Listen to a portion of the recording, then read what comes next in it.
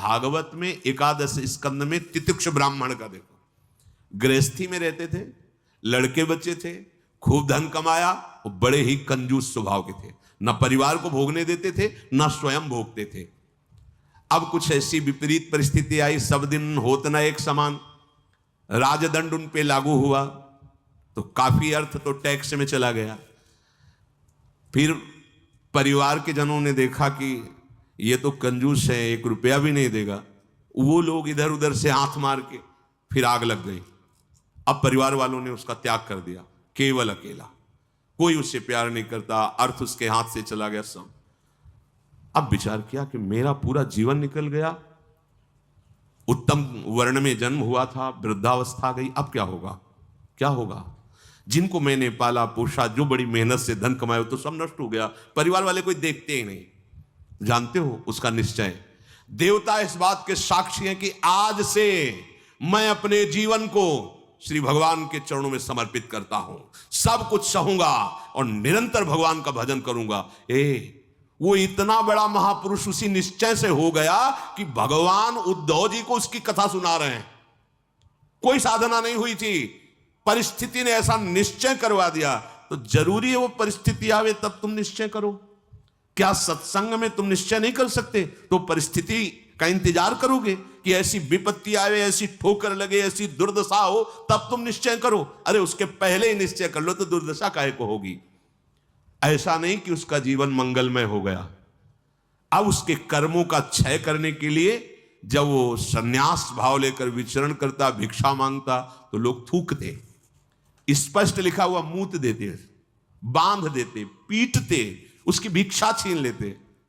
पर वो अंदर अंदर विचार करता, नहीं, किसी का दोष नहीं है इसमें किसी का दोष नहीं। तो ये कर्म का है, ये कर्म का प्रभाव तो शरीर पर पड़ेगा। ये मुझे दुख क्यों हो रहा है? बहुत बहुत सुंदर मतलब चिंतन उनका बना। तो क्या देवता है? इस दुख का कारण देवता है? नहीं, देवता भी तो केवल हमारे शरीर को ही पीड़ा दे सकते हैं। मेरे को क्यों हो रहा है? काल नहीं, वो तो आत्मस्वरूप है, उसका भी प्रभाव इसी शरीर पर होगा। मेरा स्वरूप तो कालातीत है। तो फिर क्या है? भ्रम। हाँ, ये भ्रम है। मैं तो निर्विकार चिदानंद अल्यो अपने स्वरूप में स्थित हो गया, ब्रह्मबोध संपन्न महापुरुष हो गया हो। और तितिक्ष ब्राह्मण नाम से वर्णन किया है भगवान ने। इसलिए निश्चय में बड़ी सामर्थ्य है, हमारा निश्चय बड़ा ढुलमुल है। इसलिए प्रार्थना है, बहुत बड़ा मार्ग मिला है आपको, इसे भगवत मार्ग कहते हैं, अध्यात्म मार्ग कहते हैं।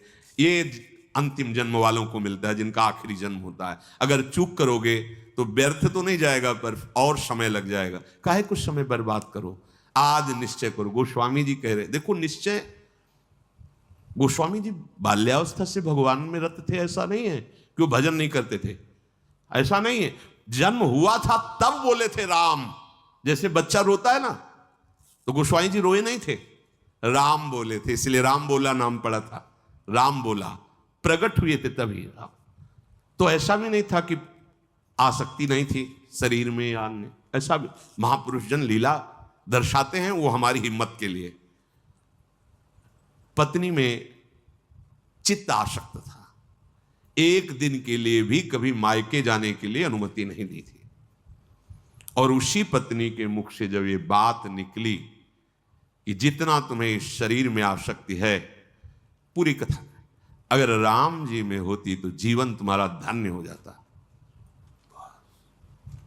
नेत्र को पत्नी रूपी गुरुदेव ने नेत्र खोल दिए। कहीं से भी गुरुदेव सावधान कर सकते हैं, कहीं से भी, बस कदम मुड़ गए।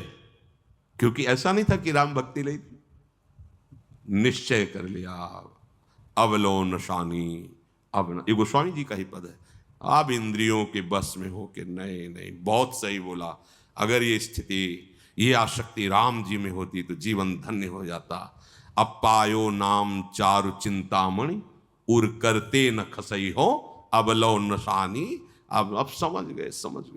अब हृदय से एक क्षण के लिए भी राम नाम नहीं छोड़ूंगा। और जानते हो, महापुरुषों में सर्वशिरोमणि हुए गोस्वामी तुलसीदास। ये तो अवतार लीला महापुरुषों की है, ये हमारे लिए बताया है आचरण करके कि भगवान नाम में इतनी सामर्थ्य है कि ऐसे आसक्त वृत्ति को भी कैसे निरासक्त कर देते हैं। हमें चाहिए जो भी, चाहे गृहस्थ मार्ग में हो चाहे विरक्त मार्ग में हो, दोनों मार्ग जाते ही प्रभु के चरणारविंद में हैं।